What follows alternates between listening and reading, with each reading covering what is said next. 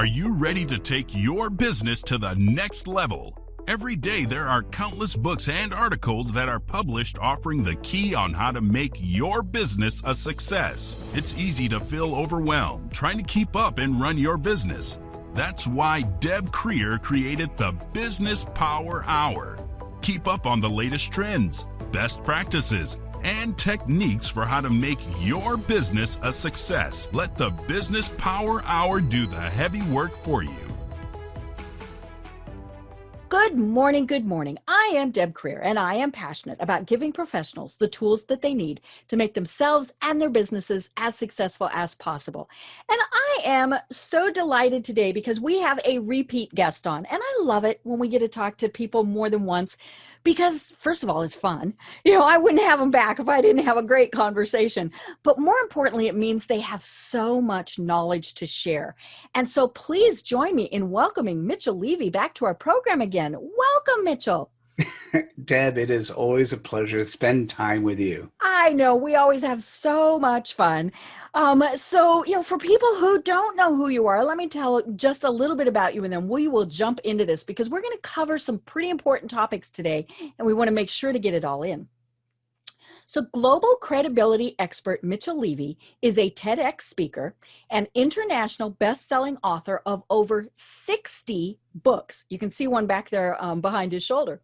His superpower, is extracting the genius from your head in a 3-hour interview so that his team can ghostwrite your book, publish it, distribute it, and make you an Amazon best-selling author in 4 months. He's an accomplished entrepreneur who has created 20 businesses in Silicon Valley, including 4 publishing companies that have published over 850 books. He's provided strategic consulting to over 100 companies and has been chairman of the board of a NASDAQ-listed company. Mitchell has been happily married for 30 years and regularly spends 4 weeks in Europe with family and friends. I'm guessing you didn't get to go this year yet. I was going to say that was pre-COVID. I know. We were disappointed. It was Antwerp was where we're going to spend a month this summer and had to unwind that. Mm-hmm. And it'll make it very special when we do get to travel again. That kind of brings me to what we're going to talk about because we're not able to meet people like we used to. We're not going to business meetings. We're not, going to trade shows, conferences, things like that. A lot of what we're doing is online. And so we're having to approach how we are positioning ourselves in a very different way. And you work with people on how to become you're the global credibility expert. I mentioned that at the start. So why do people even care about credibility? What does it even mean? That's a great question. The short answer is simply how do I make a short answer? Short answer is important. Okay. We got an hour. Yeah. Well, you can't actually be in business. You can't be successful unless you're credible. Mm-hmm. And so let me expand. So here's what's interesting. We now, because everyone has one of those cameras and one of these microphones, mm-hmm. What that means, that's great for you. Guess what it also means? You have competitors from around the world who have much different price points and mm-hmm. much different go-to-market strategies. Mm-hmm. And so the important part is people, when they see you, if they get lucky enough to see you, and how are they going to see you? They're going to stumble upon you somewhere in social mm-hmm. media. Mm-hmm. When they see you, they've got to see that you're credible enough in solving the problem that they have so that they're like, wait, I want to talk a little bit more with mm-hmm. Deb. Mm-hmm. That's important to me to make that happen. And if you're not credible, if you don't display yourself credibly, you have so much competition that you'll just mm-hmm. be completely ignored. Mm-hmm. And so credibility is that thing that happens when you're in the physical world. What often happens when you shake somebody's hand, we did a book, We Texans Do Business with mm-hmm. a Handshake. When you shake somebody's hand, you look them in the eye, you could feel whether or not they're credible or not. And when they say, and typically people have this reputation, they do what they say they're going to do. Mm-hmm. That's great. Now, what happens when you don't get to look somebody in the hand and you see them through some sort of social mm-hmm. media lens? Well, in that particular case, if you don't present yourself in a way that feels the same way if you do it physically, then once again, people won't see you. Right. And I think a lot of people struggle with it, especially on social media, because we're all told we have to be authentic, which is true. I mean, and I say that with the tone, but we can't be fake is maybe more what but people aren't quite sure what being authentic means. And they also think being authentic in many cases means they can do or say whatever they want. They can tweet whatever they want. They can post on Facebook whatever they want. All of these various things. And of course they can. I mean, there's nothing that says they can't. Well, I mean, Twitter will remove posts and Facebook will remove posts if it's, a falsehood. But, if you're just saying your opinion, that's there. But I think so many people don't realize that they're damaging their credibility in many cases when they're just so kind of out there. And it doesn't matter if you're a millennial, a baby boomer, whoever. I mean, I think it falls to everybody. So the answer is yes. And here's probably the best way to think through it. I have a phrase that came out of, so I just wrapped up 500 interviews on credibility. So there's the book called Credibility Nation is out on October 8th, and a summit on October 9th and 10th is absolutely something I want you to go see. Cool. And part of what came out of the interviews initially was very simple. It's that first question. It's the most important question because to answer, to be able to address what you're talking about, what I want to say, it's all within context. So the first question that I give is, what is your CPOP? What is your customer point of pain? So let me go back to the definition of that in a second. And let me just say, to answer your question, if you understand who your customers are, you understand the pain point you're solving, then where you're authentic is you're authentic along the lines of things that are within the framework of what your customer base wants to see. So for instance, if you were solving one issue, but everything you did on social media and everything you're talking about was another one that was just completely different, well, that's not credible. Right. If you were being very strong in your political views, well, that may allow you to make half of your, assuming your customers are 50-50, that may make half of your customers unhappy with you. And as long as you're comfortable with that, as long as you recognize that everything you do is about how you're seen in the eyes of the people who care about you. And who cares about you? Family and friends. Theoretically, your families and friends don't care, assuming you're doing things within whatever the law would say is appropriate. So now we're talking about prospects and customers. And so you want to live within the framework that you're comfortable living for your prospects and customers. So they need to see you have an opinion. They need to see that you're good at what you do. They need to see that you're credible. And they need to see that you're authentic. There are just some things that, what you ate for dinner, where you ate for dinner may not be relevant. However, if you ate with somebody who is very cool in particular, and that person would have a positive effect on your audience, then it's worth posting. Yeah. Well, and the tricky thing comes in when people say, well, I'm professional on LinkedIn, but you get the personal side of me on one of the other social media platforms. And, I love that you're shaking your head, because that's my reaction too, is no, you might try to separate the two, but it's very difficult. It was interesting. I was talking with a friend of mine on Facebook who I actually know out in the real world, but we show dogs. She shows dogs, we show dogs. And so that's how we know each other, is the dog show world. And that's pretty much all she posts about on Facebook. That's great. I love seeing pictures of her dogs. But I finally said, what do you do for a living? Because she never posts about it, certainly not on Facebook. And I've never looked her up on LinkedIn. And when she told me, I was like, oh my God, you are a perfect person that I need to be talking to. And so just think if I had alienated her with what I was posting on my personal space on Facebook. And so that's kind of and again, you can use the platforms any way you want, but you just always have to be conscious of the fact that those worlds often totally overlap. And then here's what's really interesting. If there's somebody who you're thinking about, so you didn't think about her as a client or as No, she was a dog show as someone person. who would solve some problem for you, right? So what happens when you meet somebody or you get introduced to somebody, the first thing somebody does is they go to Google and they Google your name. Well, LinkedIn spends more money than most of the social media companies, and your name and their platform will pop up. Right. So question, what do they see? Now, 99.5% of LinkedIn profiles actually suck. Right. Right. And we know so that. what do they see? If they see something that looks like a resume and there's no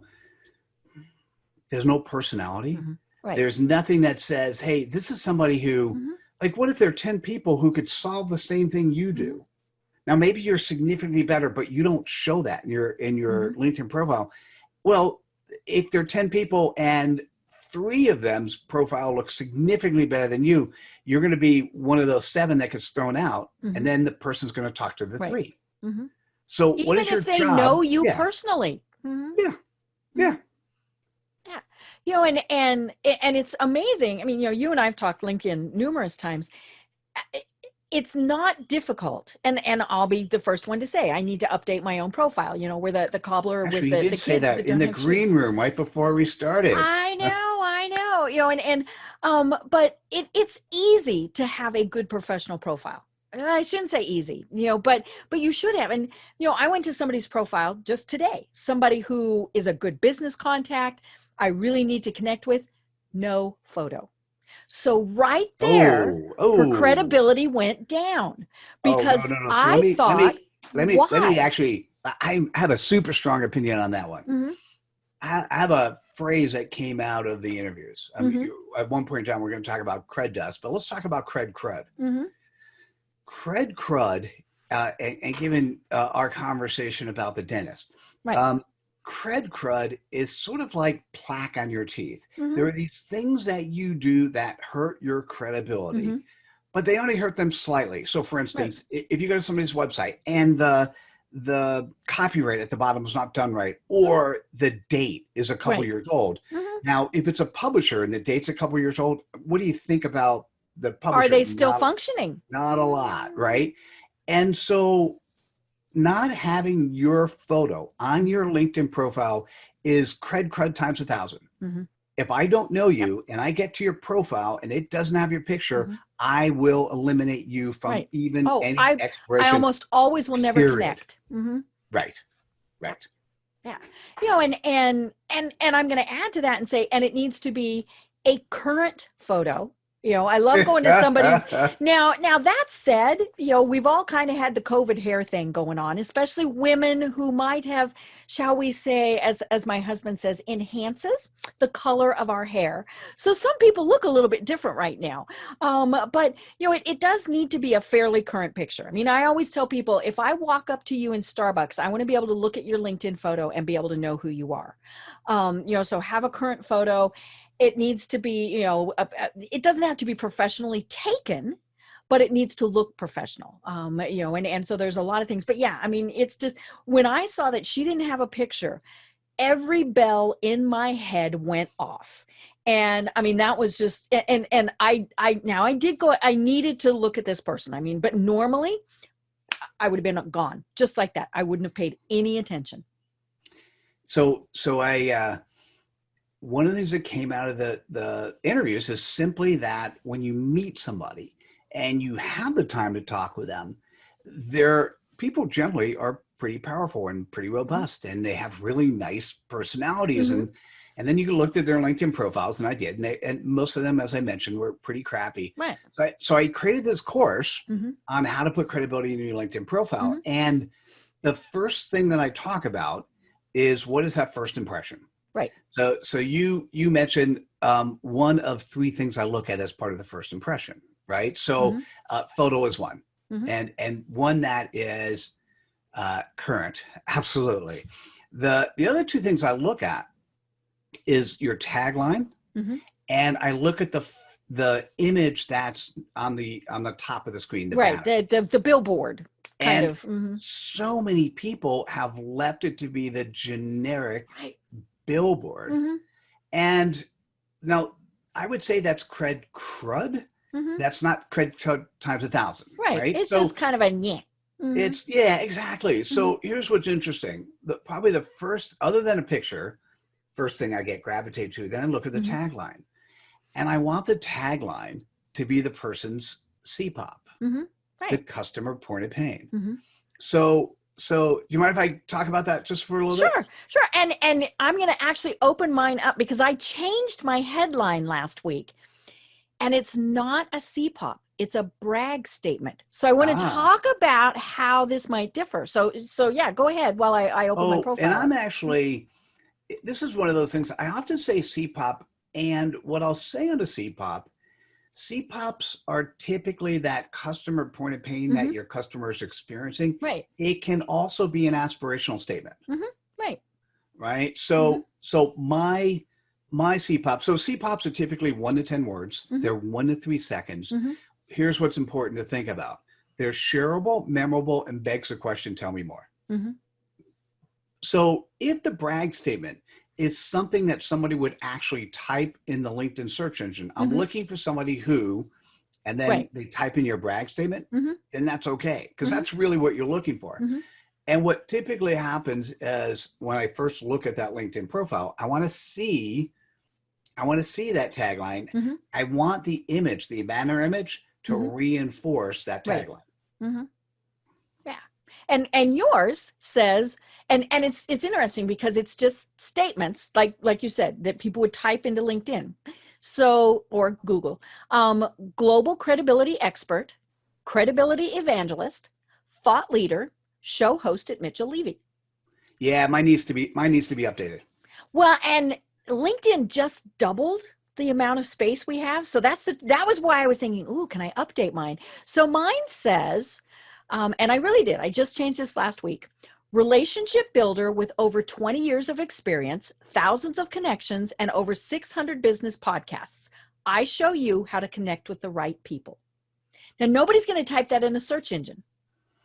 No, I don't mind it. It's a little bit more of your value proposition. Right. Right. And so maybe that should go to my be the first thing in my about statement. Oh my God, that's exactly your about statement. And by the way, thanks for pointing out mine, because clearly I'm a cobbler and because my CPOP is humans that want to be seen as credible. Right. So that absolutely needs to be, I know that's in my banner, but if it's not in my tagline, then I need to update that.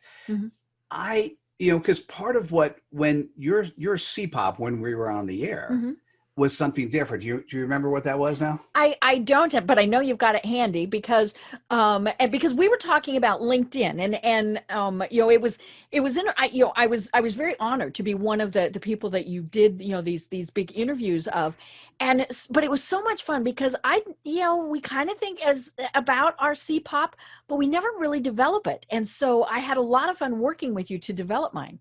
Oh, I enjoyed it too. And let me say, what's really interesting are those people who have figured out that once you know your CPOP, once you know your customer point of pain, it's hard to forget. I mean, when you know it and it resonates, right? So I'll say what yours is, but maybe it doesn't 100% resonate yet, because those that do, they've went back to their website and updated their website. They went to their LinkedIn, updated their LinkedIn.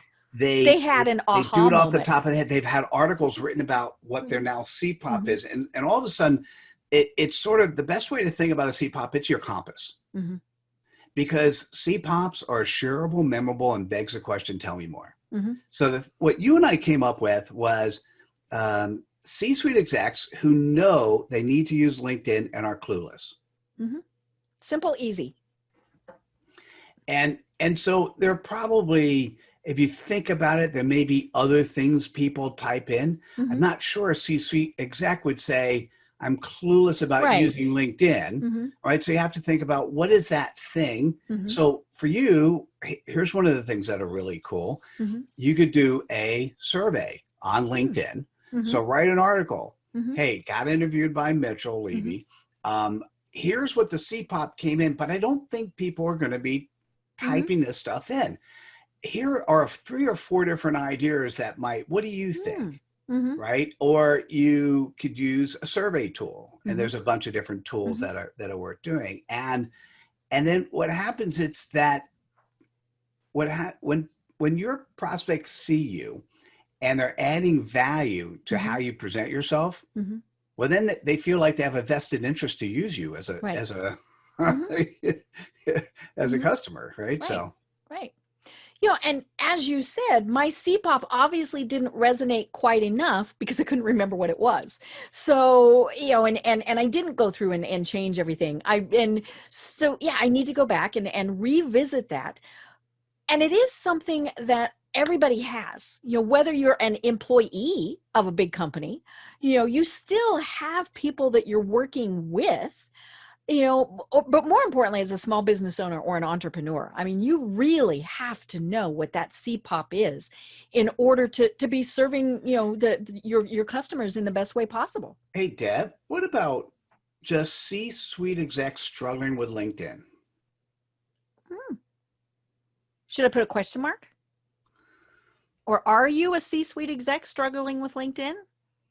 Ooh. See, I'm writing this down. That's a great question that also incorporates your CPOP, because you can then say, you just take when people ask you your stuff. Yeah, that's an interesting one. That actually would be, that's worth thinking through.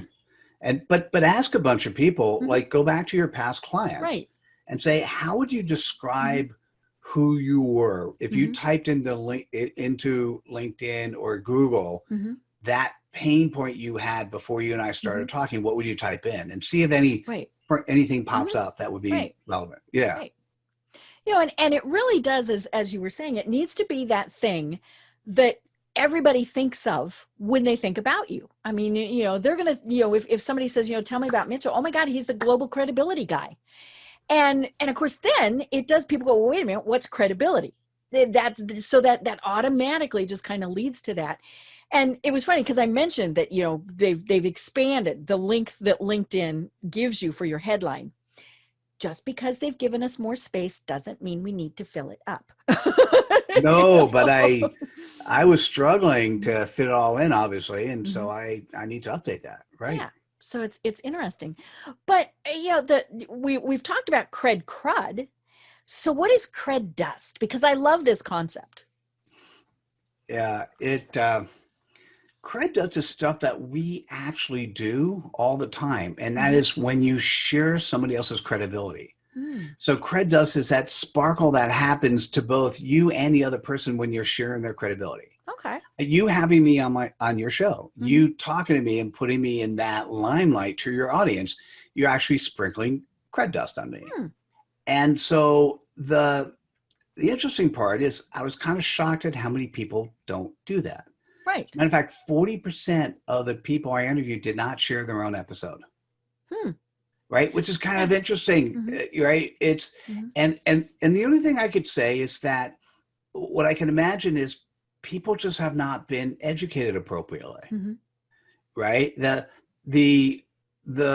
thing is, when you're on somebody else's show, so let's go back to the old days, ABC, NBC, CBS, 3 stations.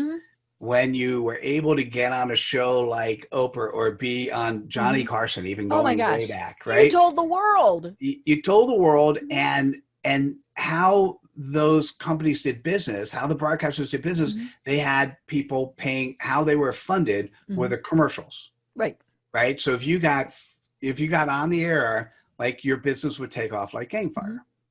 All right, let's fast forward. Everyone has a camera, everyone has a microphone. Deb Creer is spending money. You're spending money to create your own show. So you inviting me onto the show, you're doing me a favor. You're spending money on me. Right. So the least I can do is thank you. Right. By the way, you'll be surprised at the number of people who didn't thank me just to have them on their show. Right. So you didn't thank me. I mean, you can thank somebody, but also you should be sharing the content, Mm-hmm. because when I'm sharing the content, yeah, I'm sharing stuff about me, but I'm also telling my audience about you, Mm-hmm. right? So we sharing cred dust back. Mm-hmm. And any professional speaker, you've seen people when they're on stage, if there's somebody really powerful in the audience, they're going to bring, oh, look who was able Right. to make it to Mm-hmm. my event, right? But the thing is, what they're doing, they're spreading cred dust. They're Mm-hmm. hoping that the magic that happens by them sharing that person's name comes back to Mm-hmm. reflect on them. And it's a much more beautiful way to live if we share other people's Mm-hmm. cred dust. Right. You know, and it is amazing when you do a program, and I would guess more than 40% don't say anything that we see. Now I might just not see it. So, they don't mention it. And then there are some that, mention it so many times, I'm like, holy schmoly. But yeah, it's, and we make it easy. We say, here's what you can type, cut and paste, and so, and we all get busy. I mean, when I've been on other people's programs, I'll realize, oh my gosh, I forgot to do that. So, it's kind of one of those things, but it's an easy thing to do, is to be sharing that, and it's good karma, maybe is one of the easy things to say about it, because you're bragging about somebody else, or at least promoting somebody else. You're kind of promoting yourself too, but you're not saying, look at me, look at what I just did. It's done in a different way.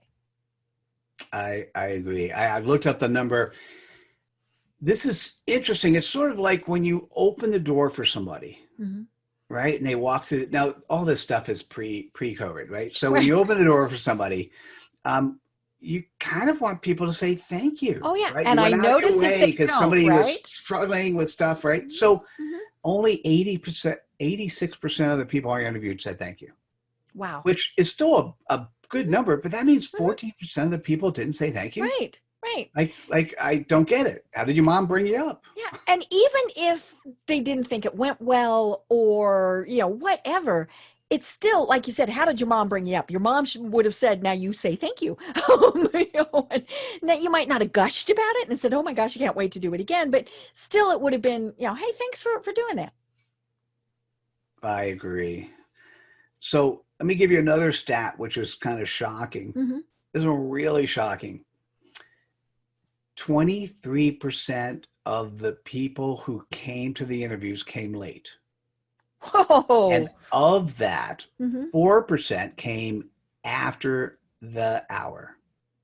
So way late. So think about this. Mm-hmm. Because I had a live show, Mm-hmm. right? So Right. just so you know, I was sitting on your queue. I think I read that it wasn't live. I was still there 8 minutes early. Mm-hmm. Right. Right. And what was fascinating to me is I have a live show. Mm-hmm. You're being interviewed by the global credibility expert on your credibility. Mm-hmm. And you think it's credible. 23% of people think it's credible to come late, and 4% thinks it's credible to come after the hour for a live show. Mm-hmm. And when you hear that, Mm-hmm. you're like, how could anyone do that? Mm-hmm. And yes, the question is, yes, how can Mm-hmm. anyone do that? And once again, what I'm going to argue is that we just haven't been brought up properly. Right. Mm-hmm. We've been brought up as part of the industrial age that we Mm-hmm. need to fit in as many meetings in a day Mm-hmm. as possible. Mm-hmm. And we go from meeting to meeting. And once Mm-hmm. one meeting gets late, right, Oh, yeah. everything It gets just late. snowballs. Mm-hmm. Well, here's what credibility, part of credibility is showing respect to the Mm-hmm. person you're interacting with. Mm-hmm.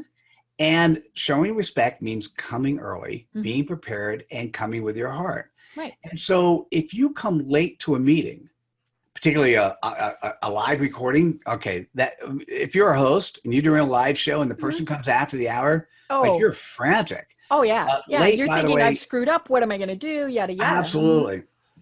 Late, I've defined as 3 minutes to 0. Mm-hmm. Is you're late. If you're 3 minutes before the hour, you're already late, right? Mm-hmm.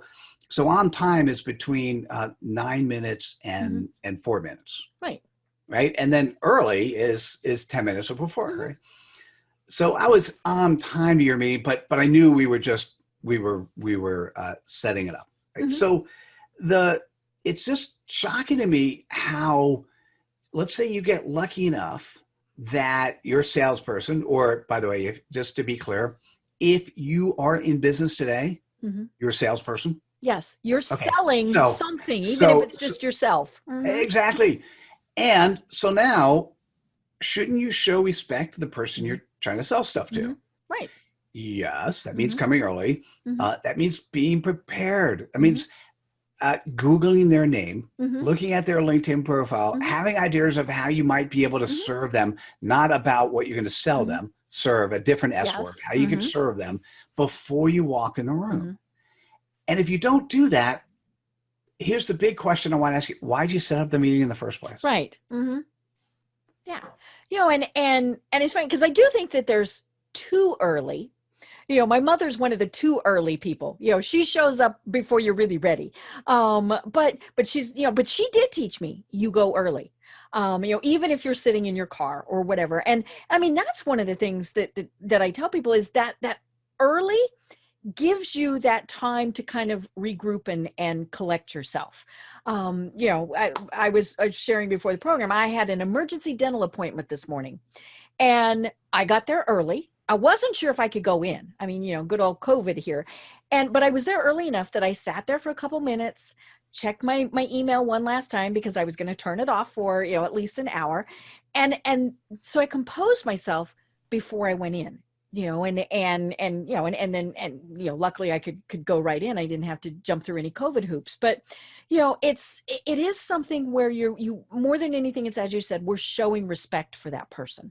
I tell people, what you really want to do is at least 5 minutes. That's kind of my thing. And especially when you're having to check technology. I mean, what happens if something's not working?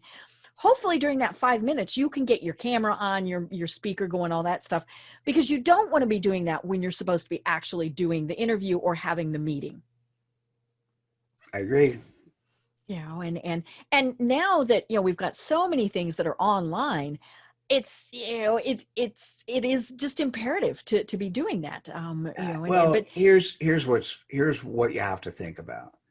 If Zoom is the place you're meeting and you haven't Zoomed in a while, you have to assume that Zoom has an update. Right.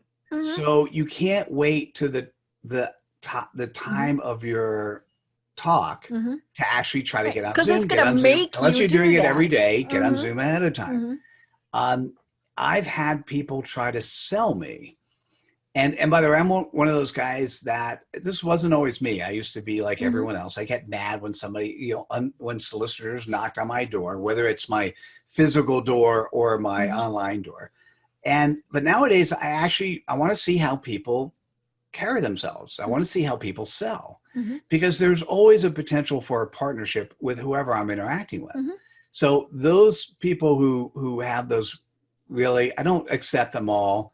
I'm probably more like 20% of those people who just randomly just sell stuff. But every now and then the pitch is interesting enough. And I go, yeah, sure, I'll make time with you as long as it's mutual. Right. So I use those words. So here's what's interesting. I often, when I'll look at somebody's LinkedIn profile, I'll look at their website. And if it's not clear, if they did not say in the meeting what they wanted out of the meeting, I'll make a guess at what they want. Right. And occasionally I just don't know because listen, if you got a half hour of my time, you have a half hour of my time.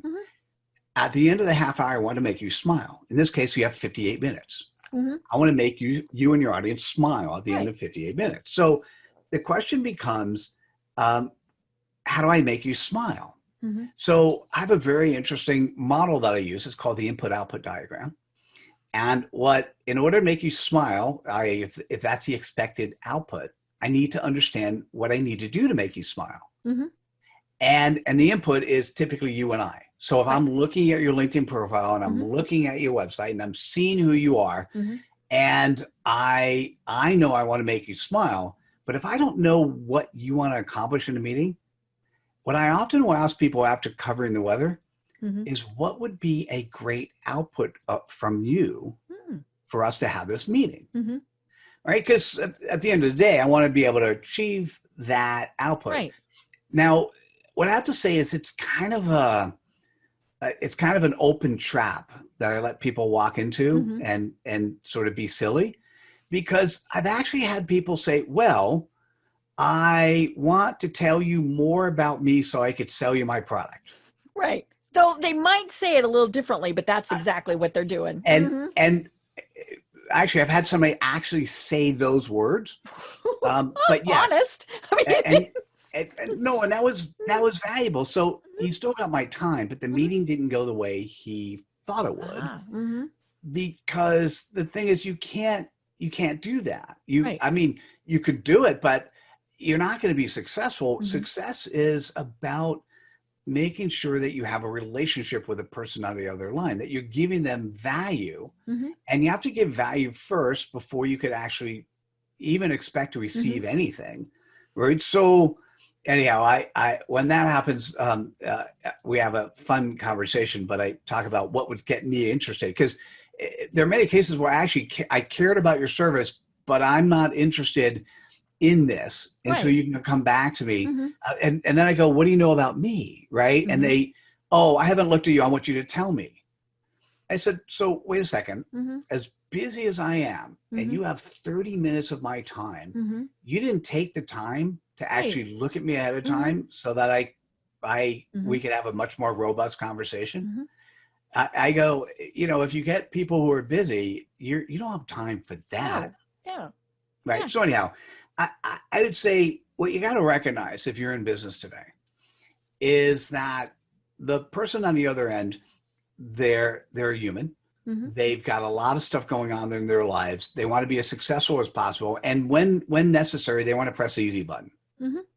Right. So your job is to make sure that you can go through life trying to press an easy button. And how do you do that?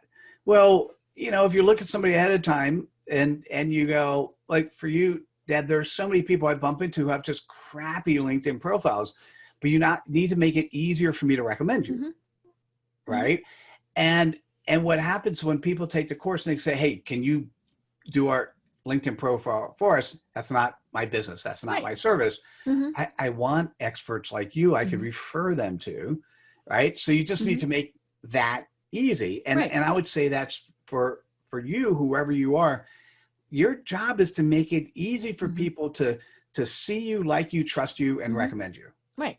And that's going back to the CPOP, that customer point of pain. What is it that you do that when somebody says, man, I gotta use LinkedIn, and my boss is telling me I need to use LinkedIn. I really don't use it. I've got my CV. What do I do? Great. Deb, let me recommend, right? And I recommend to the right location. And now the right location sometimes could be their LinkedIn profile. The right location sometimes could be a funnel where what happens is you're either downloading a PDF document with tips, or you're getting to one of the things we created recently was a 25-minute course, which is a mini course to the LinkedIn, right? So it talks a little bit about who I am and what I've done, and then gives a number of tips, right? So people get for those that don't know me, they get a feeling for who I am and what the course is about. And so that's another approach that you can take. Right. And I love, that we have to make it easy for people, because how many times have we gone and we can't figure out how to contact them? And I'm like, really, I have no way to reach you, or, it's something, that gets funneled off into Never Land. It's an info at email address. And my understanding is that Google is really hating those, and so we should do away with those no matter what, because everybody has an info at. But how many people even look at them? They're in a different folder if they even come into their Outlook or their email programs, all those things. But, it's simple. You can do things to make it simple for people to reach you and do business with you. And some of that is just responding. I love it when, say, I go to someone's Facebook business page, and in essence, I'm saying, hello, I would like to spend money with you. And I get crickets. It's like, okay, hello, I will go to the next person who might actually respond. And, and it really could have been just a quick response from them. They could have said, hey, it's Saturday night at 9 p.m. Call us on Monday.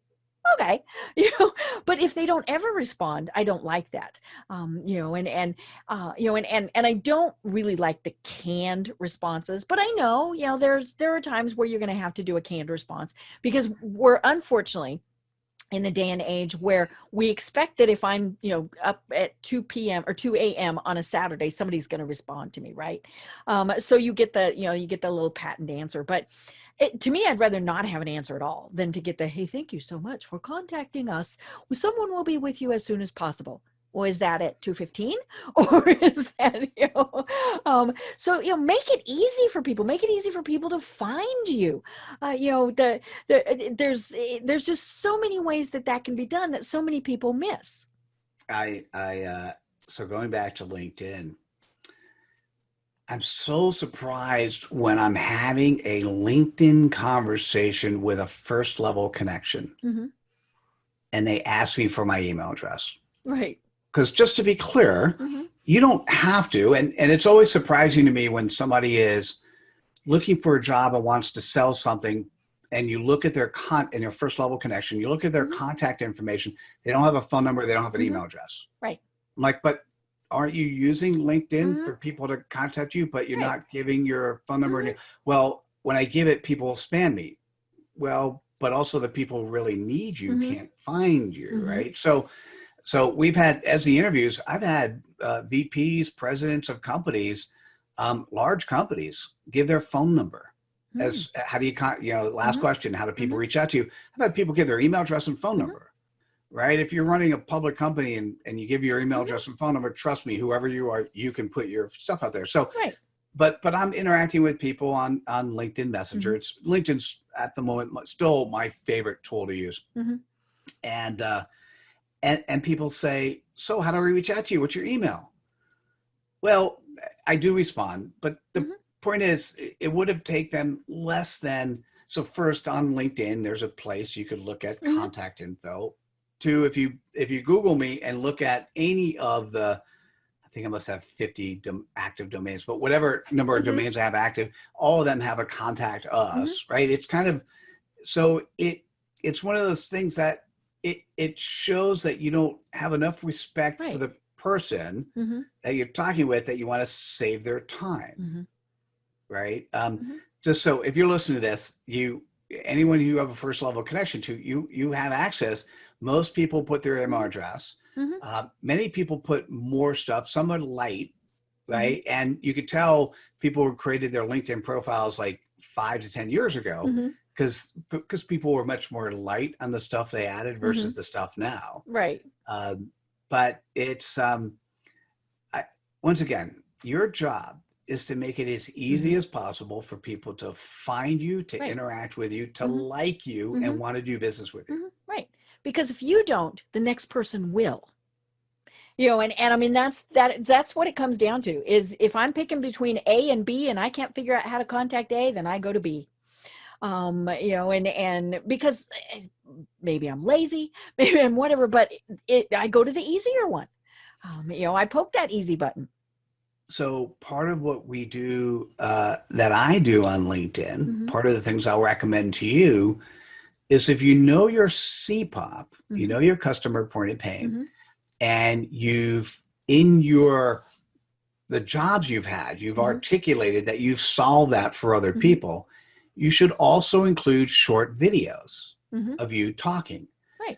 Because what happens is people may, once they get on you, they're going to say, tell me more. And then they see this video and then you're talking and then you answer their question in your video. They're like, oh, wait, I should talk to this person. Right. And one of the things that I need to update my LinkedIn profile with is my cred reel that I did with you. So tell us a little bit more about what a cred reel is. So it was really interesting when I started the interviews. There was a lot of presents that I knew I was going to receive, but didn't actually know what they were yet. One of those was turning the interview itself into a credibility sizzle reel.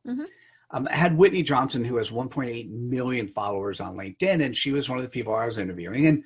And I was getting very focused on being able to give some coaching up front, actually conduct the interview, which is typically between 6 to 8 minutes, and ask for a video testimonial at the end. And Whitney, her video testimonial said, "Thank you, Mitchell, for letting me shoot my credibility sizzle reel." And we all know what a speaker sizzle reel is. And so at the time, I was a little bit flustered because I know what a speaker sizzle reel is, right? That's where, you know, you've got all this flashy stuff and somebody's speaking in front of large audiences and doing, you know, seeing how cool they are, right? And I couldn't, in Silicon Valley terms, I couldn't grok what she was saying, but I did say, "Thank you so much. I appreciate it." And then when I woke up in the morning, I understood what she was saying. A speaker sizzle reel basically allows a person to sizzle. A credibility sizzle reel allows the person to shine. Right. And it turns out that I have 5 questions that I ask as part of the credibility sizzle reel or the cred reel. And it allows you to shine. And essentially it starts with, what's your CPOP? You know, a couple seconds there. And then the next 2 questions are reinforcing that you can do that properly. You know, question 2, and you can go to thoughtleaderlife.com and see any of these. And we've got lots of consolidated videos we've done and will be doing as well. Second question is sort of, tell me more, which is kind of, what is the service you offer? Third question, how do you have credibility? So in the first 3 questions, we're building trust. Right.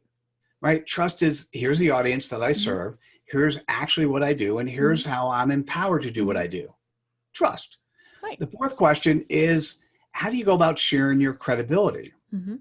Now, part of that is in terms of how people responded.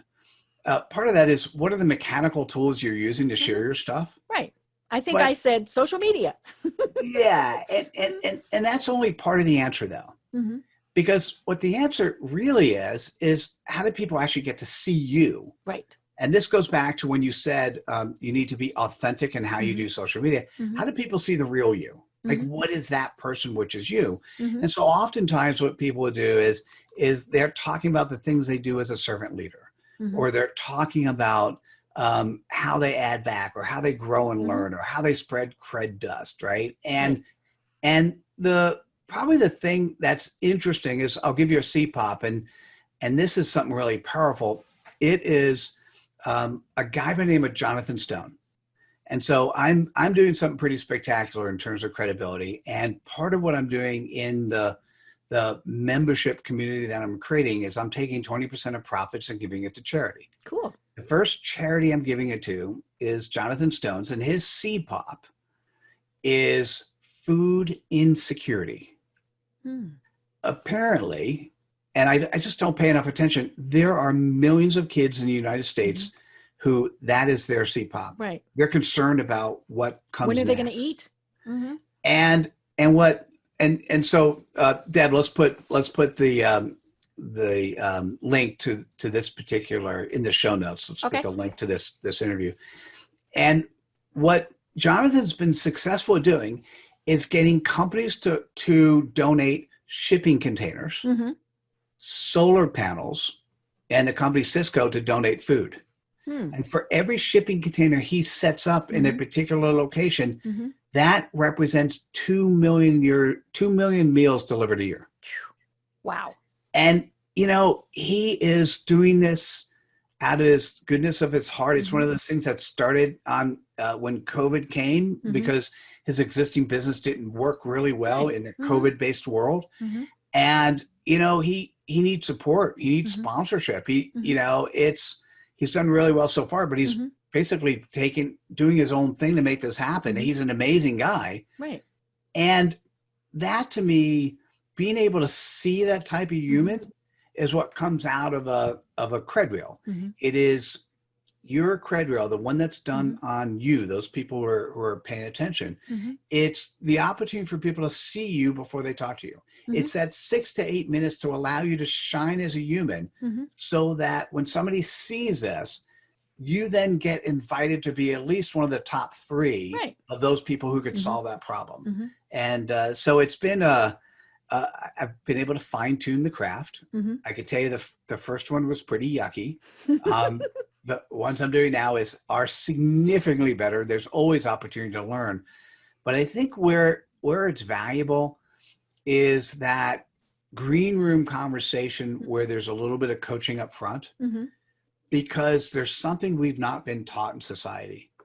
We've not been taught on how to be brief. We've not been taught of how to have clarity. And it turns out, you mentioned in my bio, one of my superpowers was pulling the genius out of somebody's head. A second superpower is building systems, which is how I was able to interview 500 people on just Tuesdays and Wednesdays in a 1 year period. The third superpower, which I didn't actually know was important until I was doing the interviews, and that's clarity. And so being able to have clarity of purpose, clarity of focus, clarity of reason, clarity of understanding of allowing other people to understand you is extremely powerful in a world where we just have too many choices, too many options, too much information, too much data coming at us. We need, if somebody said to me, hey, they're a C-suite exec, and I've got my LinkedIn profile sucks, and I need to do something about it, and I don't even know what to do or where to go, who do I talk to? If you put that phrase in my head of your CPOP, I'm going to recommend you. Right. And you're right. It's that short statement. It's not the I do. It's that short and simple, because we don't remember longer. Even if we've worked with the person, we still need short and simple. So I'll say mine again. Humans that want to be seen as credible. It's pretty broad. It's both a pain point and an aspirational point. But it does exactly then the next thing, because people go, well, tell me more about it. What does that mean? Exactly. Yeah.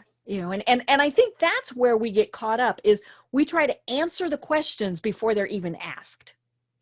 And we can't anticipate most questions, but we can anticipate something that will lead to the questions. Yeah. Let me share something that we'll be writing about, that'll be in the book, Credibility Nation. And it's when somebody says who you are and what you do, what we often end up doing is sharing our value proposition first. Right. Like I did.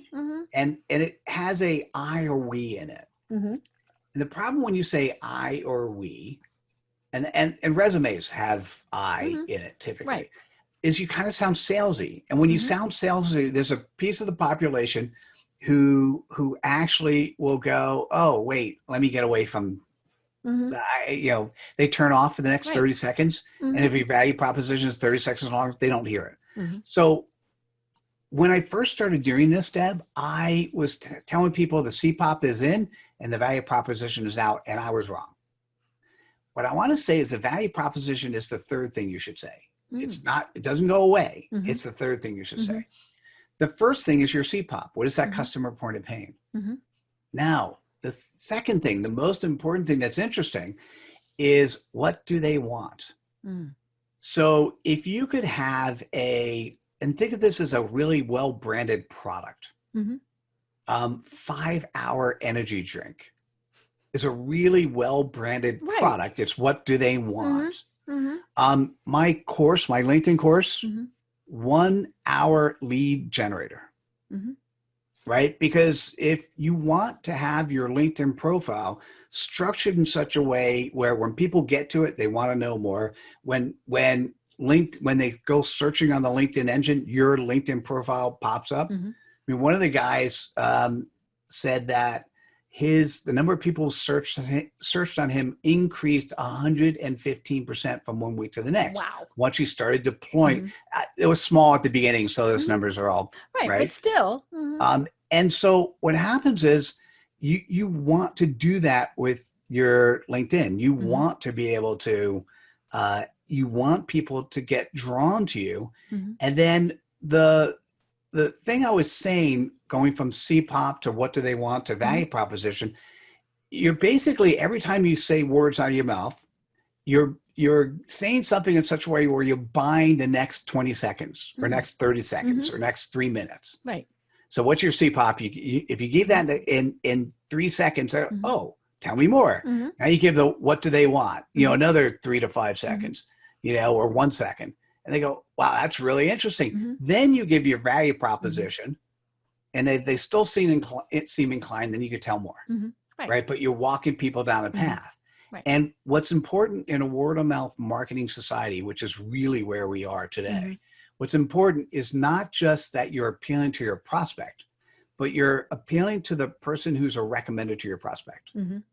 So in that particular case, shorter is not only better, shorter is necessary, or you'll completely lose the attention of that person. Right. And you also weed people out. I mean, I think that's the other thing that so many people are worrying about is, well, we got to keep them interested. We got to keep them interested. Nah, if they're not interested in what it is that you do, it's okay to let them go. You gave them just enough information so that if they have a need or want to refer or something like that, they can come back to you. But you're not, and right, we've all had those people at the networking events that kind of follow you around and keep saying, did I tell you? And you're like, go away. And so it's okay to eliminate some people. It doesn't mean they're good, that you're bad, any of those things. It just means it's not a good fit right now. Agreed. Well, oh my gosh, Mitchell. It's been an hour. Can you believe this? We have been chatting for an hour and didn't even cover like half of the things I wanted to talk about. So holy cow, Batwoman. I know. We obviously have to have you on again, but we really want people to know how they find you and how they connect with you. So tell us all of that. Well, clearly LinkedIn is one way, and my name's Mitchell Levy. But the best way is I have a web page that pulls it all together. It's mitchelllevy360.com. So mitchelllevy360.com. And there, what'll happen, you'll get introduced with a video, whatever's the hottest at the moment. It may not be this, but at the moment, it's that LinkedIn course that'll completely change your mind. But then you could connect to me on social media. And if this is of interest to you, you could also find time on my calendar. So you can go directly to my calendar and book time. And that's mitchelllevy360.com. Perfect. I love it. And again, you made it easy. That's the key. Make it easy for people. Yes. Why do you want to recommend me? Global credibility expert. What are you recommending? Mitchell Levy 360. And by the way, you could book time directly on his calendar. And perfect. That's fun. I love it. Well, do you have any final thoughts that you want to leave everybody with? Trying to reflect on this conversation. It is okay publicly to say you're wrong. It is one of the first words out of your mouth is, Mitchell, I need to take your course again because I haven't implemented everything yet, and I will. I said that. And I just think that's what authentic really means. It's being the person who really is you, that you would say to that person you like, and trust. Because that's what people are looking for. They're looking for that authenticity, that vulnerability, that integrity, that you say what you do and you do what you say and you do it in a beautiful way. And that's who I am. And Deb, that's who you are. And so that's when I interact with people, I want to interact with people who are very similar to me in terms of that thought process. Great. Well, I can't wait to see everything that's going to be coming out from you in October, the new book, all sorts of things. It's going to be so much fun. And I'll be more than happy to spread the cred dust and talk about it, because it's something that I know will be so beneficial to so many people. Beautiful. Thank you. The hint, the 2 words, it's Credibility Nation. I love it. And that's the title of the book. And that is the title of everything else we're doing. And there'll be a lot for you to look at. I'm looking forward to interacting with you and having you be part of Credibility Nation. Perfect. I love it. And it's always so much fun talking with you. Cannot wait to do it again. Until then, I'm Deb Creer. I've been having a wonderful, wonderful time talking with Mitchell Levy, and everyone have a great day. Thanks. Take care, everyone. Bye now. Tune in for our next program for even more trends, best practices, and techniques for how to make your business a success. The Business Power Hour, hosted by Deb Creer, is proud to be part of the C-Suite Network.